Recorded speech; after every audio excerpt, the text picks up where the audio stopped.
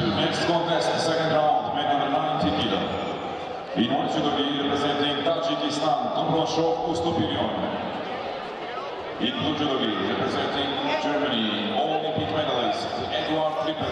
همینطور دوستان عزیز کامرانشاه اوستوپیریون با جودوگی سفید از تاجیکستان بر مقابل ادوارد تریپل از آلمان نروسنجی میکنند. ادوارد تریپل و اینجا اولین پرتافت تریپل امتیاز وزر میارد برای او.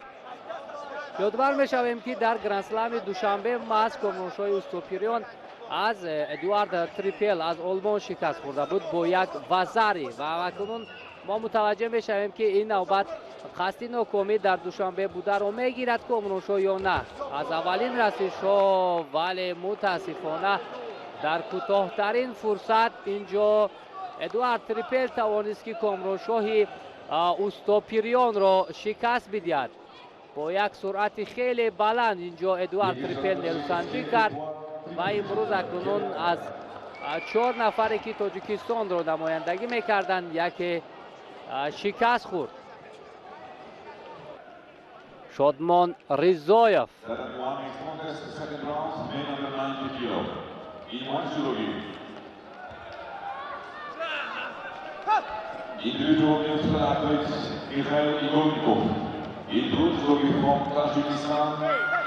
خب بیننده عزیز میخائیل ایگولنیکوف سفید پوش از فدراسیون روسیه و شادمان ریزایف با جودوگی کبود از تاجیکستان رقابت ها را در مرحله دیومی زیر گروه دی شروع کردن. ببینیم اولین رسیدگی چگونه خطرناک بود برای هر دو.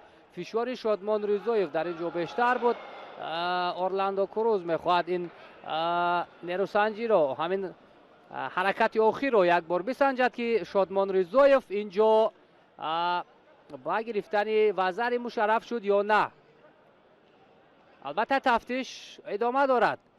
حرکت شادمان ریزایف در این حالت خیلی خوب بود ولی ضد حمله هم داشت. ایگولنیکوف براستی متوجه میشویم که کدام حالت رو این حال سنجش میکند. اورلاندو کروز متاسفانه ایگولنیکوف را اینجا پیشرفت دانست معذرت وزری را به ایگولنیکوف میدهد.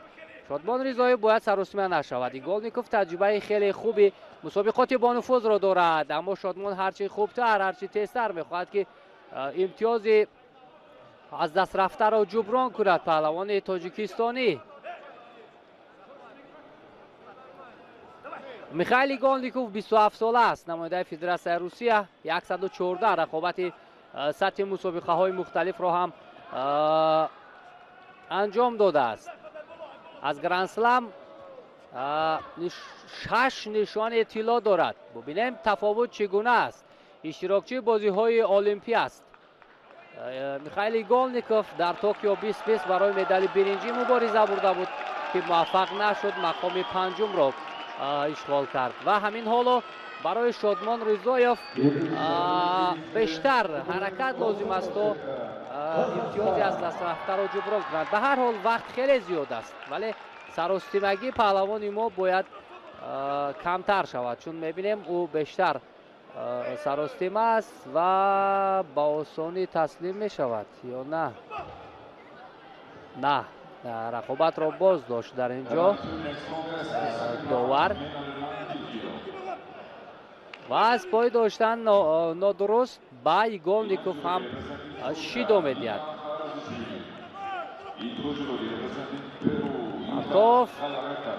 نگیرم میخواست شادمان ریزایف اینجا استفاده کند ولی ایگولنیکوف با او امکان نداد. چون گفتیم هر دو هم در دور اول آزاد بودند. نروسنجی ها را از مرحله دوم شروع کردند. در این وزن البته امروز کامرانشاه اوستوپیریون هم تاجیکستان را نمایندگی میکند. هنوز از دقیقه های اول رقابت شادمان و ایگولنیکوف خیلی سرعت بلند داشت که تا حال همون فشار بسیار هم بلند از جانب پهلوانان ба хубӣ дида мешавад. Дар мавриди Иголников ҳарф задем ки 6 медали тиллои гранд-сламро ҳам дорад. дар чемпионати ҷаҳони ҷавонон соли 2014 ба гирифтани нишони нуқра мушарраф гардида буд. аз ҷиҳати таҷриба хеле тафовут дорад аз паҳлавони мо. аз гран-при ҳам як тилло як нуқра дорад ва дигар мусобиқоти минтақавию мусобиқоти кушод ҷоизадор аст Михаил Иголников. аммо Шодмон Ризоев паҳлавони 22-солаи тоҷикистонӣ имрӯз метавонад як ҳаракати олӣ нишон диҳад. ипон аст, муборак бошад. бубинем чун мо васфи Шодмон мекардем, дар ҳол як пойзанӣ хеле олӣ дошт ва инҷо бо имтиёзи ипон Иголниковро ноком мекунад. бениҳоят ҳаракати олӣ дошт Шодмон Ризоев ва мо бошем ба гилеми дигар мегузарем. бар муқобили паҳлавони кишвари Руминия рӯбарӯ мешавад ва мутаваҷҷеҳ мешавем. хуб, Шодмон Ризоев ҷудогии сафед ба тан дорад. Алекс Крет бошад аз Руминия бо ҷудогии кабуд ба майдон ворид шуданд. аввалин расишҳо фишори паҳлавони мо хеле хуб аст ва инҷо имкон дорад ки дар ҳолати дар замин нигоҳ доштани ҳариф бештар фаъол бошад Шодмон Ризоев аз дақиқаҳои аввал. инҷо албатта 68-32 пирӯзӣ бар ҷониби Шодмон Ризоев тахмин карда мешавад, вале ин албатта гӯштин аст, майдон аст ва метавонад ки натиҷа дигар шавад. вале фишори Шодмон Ризоев аз дақиқаҳои аввал ба хубӣ дида мешавад. ҳариф аз рӯи гилем берун шуд.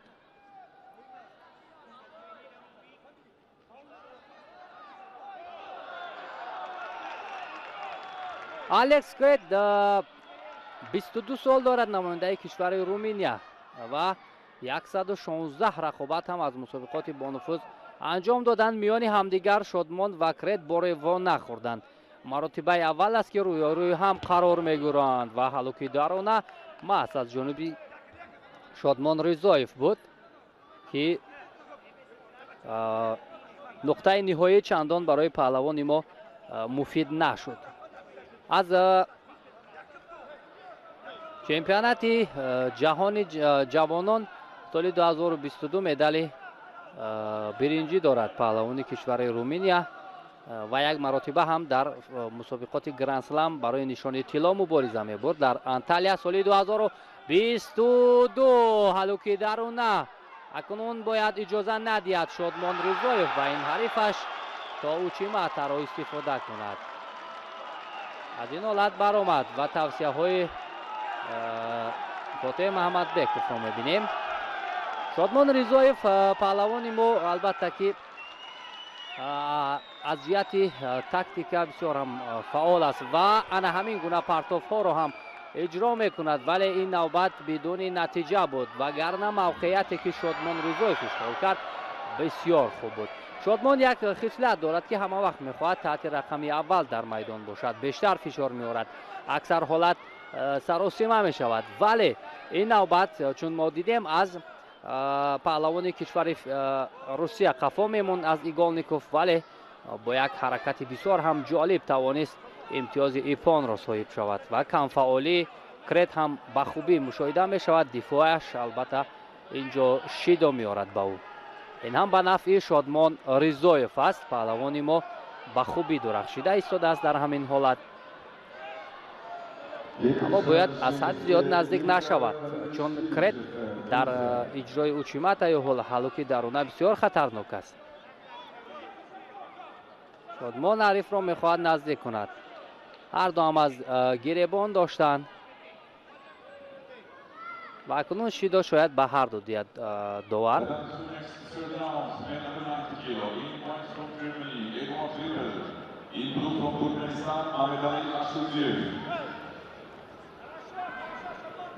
ҳамин тавр ҳам шуд. камфаъолӣ як зайл дошта истодан ба ҳарду шидо медиҳанд. ин ба нафъи Шодмон Ризоев аст. имтиёз ва зари мешавад. бубинем чӣ гуна бо қувваи дастон, бо фишори даст инҷо Шодмон Ризоев аз ҳариф ва зари меситонад. хеле хуб. Шодмон Ризоев дӯстони азиз дар чемпионати Осиё ва Уқёнусия миёни ҷавонон соли 2021 медали тиллоро ба даст оварда буд. Аз гранд-сламҳо ҷоизадор нест, вале таҷрибааш албатта ки ҳаст. Дар чемпионати осиёи калонсолон ҳам ба гирифтани нишони нуқра мушарраф гардида буд соли 2022 ва ҳамзамон аз ҷоми осиё ҳам як медали тилло дорад миёни наврасон соли 2017.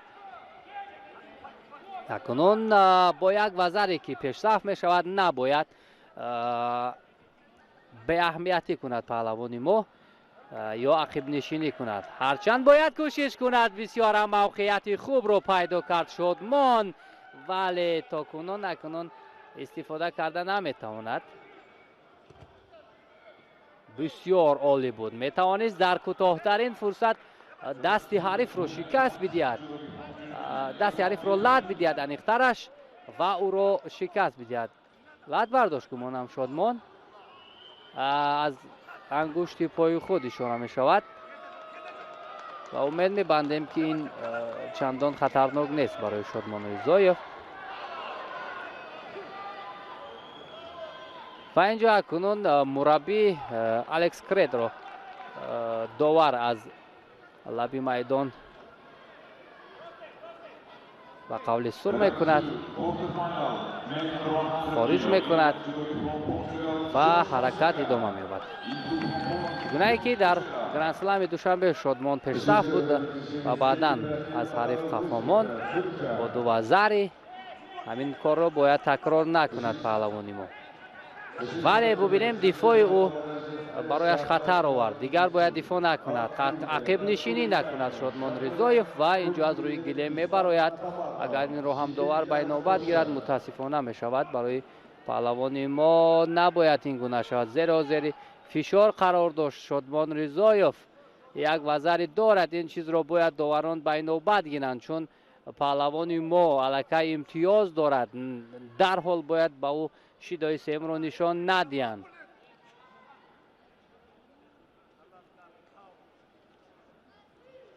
бошад ки ҳамин гуна бошад ки шидои сеюмро нишон надиҳанд ба хотири баромадан аз рӯи гилем. агар ҳамин гуна бошад мутаассифона барои Шодмон Ризоев, чун гуфтем дар ҳамин сонияҳои охир як вазаре ҳаст. куҷо қафонишинӣ мекунӣ Шодмон Ризоев? хеле фурсати олӣ дошт то ба марҳилаи чаҳори якниҳоӣ равад. мутаассифона Шодмон Ризоев ҳам шикаст хӯрд баъд аз Комроншоҳ. ассалому алайкум дӯстони азиз. бо дар назардошти оне ки ҳамин ҳоло паҳлавонони тоҷикистонӣ дар гранд-слами остона нерӯсанҷӣ мекунанд, мо фурсат дорем ки дар миёни рақобатҳои мусобиқаи гӯшингирӣ данғара паҳлавонони тоҷикистониро ҳам пайгир бошем ва рақобати онҳоро барои шумо пешниҳод кунем. айни ҳол дар вазни то 100 килограмм Ҷаҳонгир Маҷидов паҳлавони тоҷикистонӣ дар марҳилаи аввал бар муқобили ҳарифаш аз кишвари Руминия Эсли Гонсалес ба майдон мебарояд ва мо мутаваҷҷеҳ мешавем ки рақобат чӣ гуна ҷараён мегирад. 55 бар 45 аст тахмини пирӯзиҳо дар ин рақобат. ин ҳам бар ҷониби паҳлавони тоҷикистонӣ Ҷаҳонгир Маҷидов. хуб, аз дақиқаҳои аввал чун бибинем ҳарду сари остин медоранд.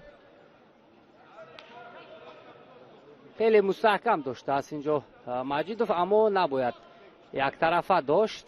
бале, инро довар дарҳол пайхас мекунад.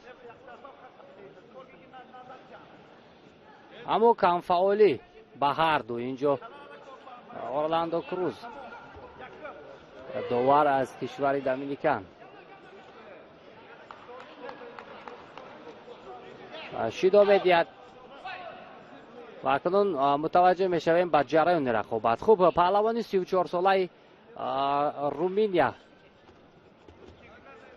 Гонсалес аз мусобиқоти гранд-слам танҳо як медали нуқра дорад ки он ҳам дар соли 2021 дар Париж буд.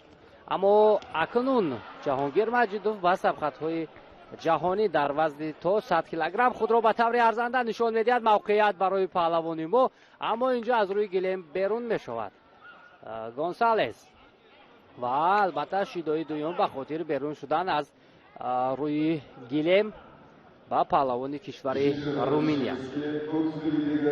البته هنر والای جهانگیر مجیدوف رو ما در گرند سلام دوشنبه دیدیم. سر زانو نشست گونسالس و یک پرتوف کرد که جو خیلی خطرناک بود. در اولین رسش نباید شیدو بدهد به پهلوانی ما، چون کمفعالی جهانگیر مجیدوف چندان احساس نمیشد. به هر حال اکنون مجازات ها برابر می شود و اینجا تنها امتیاز گرفتن لازم است برای پهلوانان. پایزنی ها باز هم میخواهد سر زانو نشیند. پهلوانی رومینیا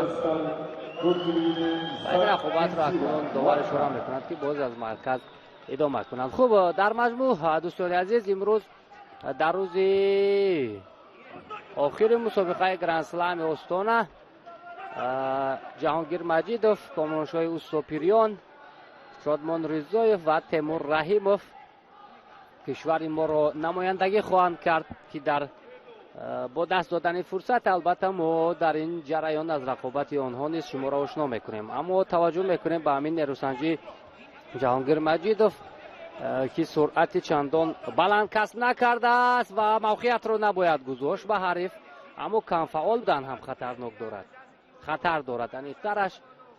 و اینجا اگر یک عملکرد دیگر کم فعال باشد پهلوانی ما شیدای سیم را میگیرد. این را هم داور اشاره کرد. به همین خاطر باید هرچی باد و باد اکنون توکل نکند. پهلوانی ما باید توکل کند و با همان اصولی تاموی نگی میخواست حریفش را پرتوف نماید جهانگیر مجیدوف، ولی نتوانست. خب جهانگیر مجیدوف دوستان عزیز در گرند سلام دوشنبه چون گفتیم خیلی درخشش عالی داشت و با گرفتن مدال برنجی هم مشرف گردید. باری اول در وزن تا 100 کیلوگرم. قبلا یک مدال برنجی دیگر در 2021 هم داشت پهلوانی ما و اینجا از روی گلیم بیرون می شود. گونسالس یا نه، ولی داور اشاره میکند که همه چیز از روی قاعده است، باید رقابت ادامه کند. پهلوانی ما سال 2021 هم یک مدال برنجی داشت در ابوظبی از گرند سلام و این سال در وطنش در دوشنبه جایزه دار گردید. جهانگیر مجیدوف چمپیون جهانی نورسان است در سال 2017. چمپیون آسیا انیخترش و این حرکت بسیار هم عالی مجیدوف ایپان با او گذاری می شود. ببینیم در ثانیه های آخر بالاخره کار خود را کرد پهلوانی ما و روی خود را به مرحله دوم هموار میکند. بسیار هم حرکت خوب داشت جهانگیر مجیدوف در دور دوم با دانیل ایچ، آنی که در دوشنبه پهلوانی ما را شکست داده بود، با همان روبرو میگردد. ما باشیم دوستان عزیز میگذاریم بر رقابت‌های گوشتین ملی گوشتینگیری در ناحیه دنقره با دست دادن فرصت باز به هنرنمایی پهلوانان تاجیک توجه. دوستان عزیز توجه میکنیم به نبرد دوم جهانگیر مجیدوف پهلوان تاجیکستانی در وزن تا 100 کیلوگرم روی رقیب البته آشنا دانیل ایچ از شویتساریا که در گرند سلام دوشنبه در مرحله نیمه نهایی جهانگیر مجیدوف را شکست داده بود، اکنون در قزاقستان با هم روبرو می شوند. جهانگیر مجیدوف اکنون این حریفش را آموخته است، باید با احتیاط نیروسنجی کند.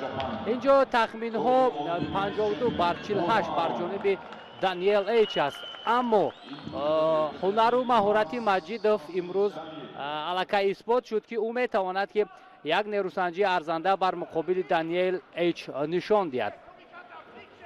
توجه میکنیم اثر آستین خیلی مستحکم دارد. جهانگیر مجیدوف رها میکند و بار دیگر از گریبان نزدیک نشود باید جهانگیر مجیدوف، چون در گرند سلام دوشنبه نزدیک شد. بعدا ببینیم که چگونه از دانیل ایچ شکست خورد. کم فعالی در حرکت های هر دو دیده می شود. داور به هر دو این پهلوانان شیدای اول رو هم медиҳад. хуб, Даниэл Эйч дар даври аввал боимурод Маҷнунов аз Туркманистонро шикаст дод. Ҷаҳонгир Маҷидов бошад дар даври аввал Асели Гонсалес аз Руминияро ноком сохт ки ба ин марҳила омад. амакунун мо мутаваҷҷеҳ мешавем ки оё паҳлавони мо метавонад ки роҳи худро ба марҳилаи чаҳор як ниҳоии ҳандвор созад ё ба даври дигар. инро албатта вақт нишон медиҳад. Яктарафа ҳаракат кардани Ҷаҳонгир Маҷидов довар ба ӯ шидои дуюмро медиҳад. ин бояд паҳлавони моро водор кунад ки ҳарчи бештар фаъол шавад. Ҷаҳонгир Маҷидов чун ӯ шидо дорад, барояш хатарнок ҳам ҳаст. аз боло бояд иҷоза надиҳад ба Даниэл Эйч пойзанӣ аз ҷониби Маҷидов, вале ин ҳолате ки доштааст бояд ҳаракат кунад, вагарна дар сурати ба ҳарду шидо додан. инҷо томои нагиро мехост истифода кунад Ҷаҳонгир Маҷидов, вале муваффақ нашуд. дар канори майдон албатта Фотеҳ Маҳмадбеков тавсия медиҳад ба Ҷаҳонгир Маҷидов ки чӣ гуна бояд ҷараёни рақобатро идома диҳад. амиқтараш вале мавқеият бисёр хатарнок буд. бо сари китф мехост инҷо Даниэл Эйч партов кунад, вале ҷаҳонгир ба ӯ иҷоза надод. аз ҳама хатарнок он аст ки шидои сеюм бояд кӯшиш кунад ки Ҷаҳонгир ба ӯ надиҳад. сари зону нишастанҳои паҳлавони мо хеле хуб буд, вале суръати партофташ камтар буд, вагарна метавонист ки инҷо имтиёз ситонад аз Даниэл Эйч. хуб, вақт аст барои тағйир додани натиҷа, ҳамоно барои Ҷаҳонгир Маҷидов, паҳлавони тоҷикистонӣ. фурсати хубест. агар паҳлавони мо аз ҳамин ҳарифи сарсахти худ гузарад, пас марҳилаҳои баъдӣ метавонад ки боз каме ҳунари худро бар муқобили дигар ҳарифон ба таври шоистатар нишон диҳад. чун дар ин зергурӯҳ баъдан Матиас Матсен аз Дания ва Век Бор аз Венгрия аст каме хатарноктар ки шояд бар муқобили онҳо ҳам паҳлавони мо ҳунарнамоӣ карда тавонад.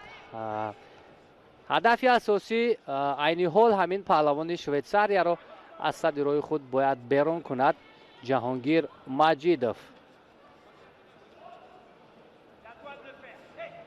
бубинем бештар фаъол аст. намояндаи Швейтсария мехоҳад аз боло дорад. аз боло доштан хеле мушкил аст. албатта Фотеҳ Маҳмадбеков ҳам ишора мекунад ки аз боло доштан хеле мувофиқ аст барои Ҷаҳонгир Маҷидов. на ин ҳаракатҳоро бояд пайваста бидуни манфиати худ истифода накунад Маҷидов, вагарна метавонад ки ба хотири ҳаракатҳои бардорух шидои сеюмро ҳам бигирад. ҳамо гапсари он аст ки ҳамин ҳоло чӣ гуна ҳунарашро паҳлавони мо нишон медиҳад. Даниэл Эйч дар грандслами душанбе гуфтем ҳунарнамоӣ кард, ба финал баромад, аммо дар он ҷо шикаст хӯрд, ба гирифтани нишони нуқра мушарраф гардид. мутаассифона инҷо шидои сеюм ба Ҷаҳонгир Маҷидов аз боло нодуруст кандан ва паҳлавони мо аз идомаи рақобатҳо акнун маҳрум мешавад. Ҷаҳонгир Маҷидов ва Даниэл Эйч бошад рӯи худро ба марҳилаи дигар ҳамвор мекунад. бори дуюм пай ҳам акнун Ҷаҳонгир Маҷидов аз Даниэл Эйч шикаст мехӯрад.